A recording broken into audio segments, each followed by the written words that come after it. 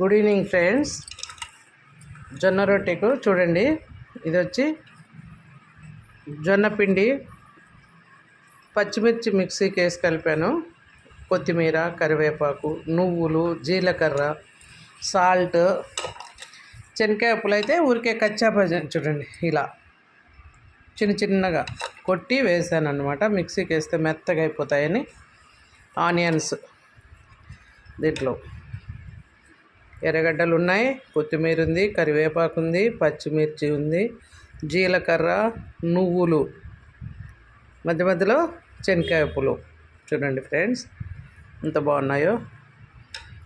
సొరకాయ తురుము, ముఖ్యంగా సొరకాయ తురుము అన్నమాట. తురమొచ్చు లేదా మిక్సీ కొట్టచ్చు. నాకు తురిమేకి ఇప్పుడు ఎవరు లేరండి, మిక్సీ కొట్టేసా. ఆ సొరకాయతోనే పిండి అంతా కలిసిపోయింది ఫ్రెండ్స్. కొద్దిగా వాటర్ వేసా అంతే. చూడండి పిండి అయితే రెడీ అయింది. కాల్చేటప్పుడు మళ్ళీ చూపిస్తా. అంతా ఇప్పుడు ఎంత అవసరమో అంత చేసుకోవచ్చు. దీనికి మనం ఫ్రిడ్జ్లో పెట్టుకొని రేపైనా మనం ప్రిపేర్ చేసుకోవచ్చు ఫ్రెండ్స్. రొట్టెలు బాగుంటాయి, హెల్దీ, ప్రోటీన్. దీంట్లో అన్నీ పడ్డాయి కాబట్టి సొరకాయ వెయిట్ లాస్ పనికి వస్తుంది, డయాబెటీస్ పనికి వస్తుంది. మేము ఎట్లా షుగర్ పేషెంట్స్మే కదా ఫ్రెండ్స్, అందుకని సొరకాయ ఉన్నప్పుడల్లా కొనుక్కొచ్చుకొని చేసుకుంటాం. చూడండి అంత పొలం పట్టింది. ఇంకా కాల్చేసి ఇందులోకి పుల్లగూర వేస్తాను ఇప్పుడు, అది కూడా రెసిపీ పెడతాను. ఆకుకూరలు కొద్దిగా, దాంట్లో కూడా సొరకాయ, వంకాయలు అన్నీ కలిపి పుల్లగూరలాగా వేస్తాను. చూడండి ఫ్రెండ్స్, మనం కొద్దిగా ఆయిల్ అప్లై చేసుకుంటాం.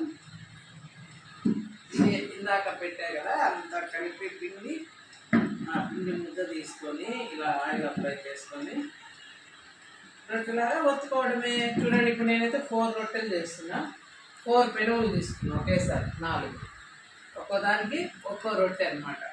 ఇలా మొత్తం పెనమంతా వచ్చేటట్టు ఇట్లా రొట్టె అంతా అంటే కొంచెం పక్కకు పోయినప్పుడు చేతితో అలా అనుకుంటూ రొట్టె అంతా తక్కువాలన్నమాట. ఇంకొంచెం కూడా మీరు కావాలంటే పిండి ఇంకొద్దిగా జోరుగా కలుపుకోవచ్చు. అంటే జస్ట్ వాటర్ కొద్దిగా వేసుకోవచ్చు.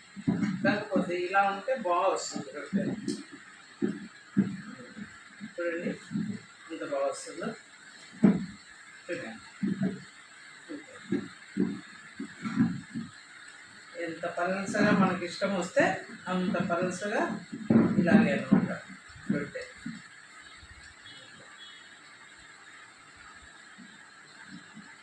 ఇంతైనా పెట్టుకోవచ్చు, ఇంకా కొంచెం పలసగా కూడా తీసుకోవచ్చు.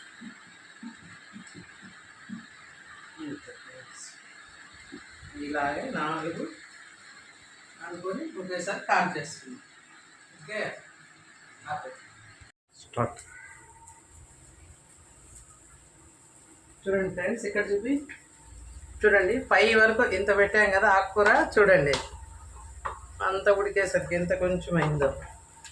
కొద్దిగా ఉప్పు తక్కువ ఉంది ఫ్రెండ్స్, వేసాను. జస్ట్ ఇంకా దీనికేం తిరుగుబాటు అవసరం లేదు.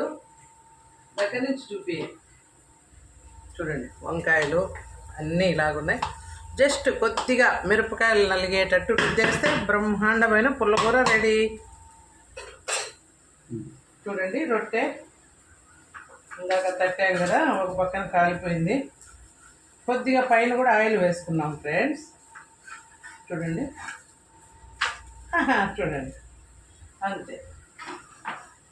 ఇది కొంచెం కాలాలి, అన్నీ అంతే ఫ్రెండ్స్. ఇంకా ఇది కొంచెం కాలాక తిరిగేస్తాం. అన్ని రొట్టెలు ఇట్లే కాల్చుకోవాలి.